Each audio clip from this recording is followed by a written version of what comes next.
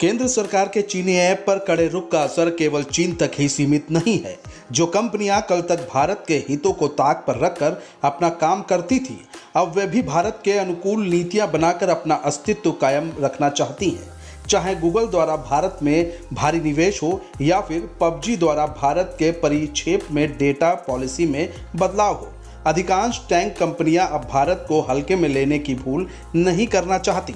परंतु ये बदलाव कैसे आया? इसके पीछे प्रमुख कारण केंद्र सरकार का विदेशी ऐप, विशेषकर चीनी ऐप पर कड़ा रुख है। जून के अंत में भारत ने एक अहम निर्णय में टिकटॉक सहित 59 चीनी ऐप पर प्रतिबंध लगा दिया था। इन ऐप पर प्रमुख आरोप थे कि वह चीन को भारतीय यूजर्स का डेटा साझा करते थे, जो भारत की राष्ट्रीय सुरक्षा और क्षेत्रीय अखंडता के लिए बहुत बड़ा खतरा था। परंतु भारत यहीं पर नहीं रुका।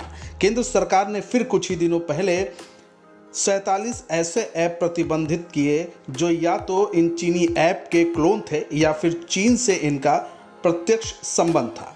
अब इसी दिशा में 2 कदम आगे बढ़ाते हुए भारत ने डेटा लोकलाइजेशन के अपने अभियान को और धार देने का काम प्रारंभ किया। डेटा लोकलाइजेशन का अर्थ डेटा का प्रोसेस करके उसी देश में स्टोर करना जहां से वह उत्पन्न हुआ था।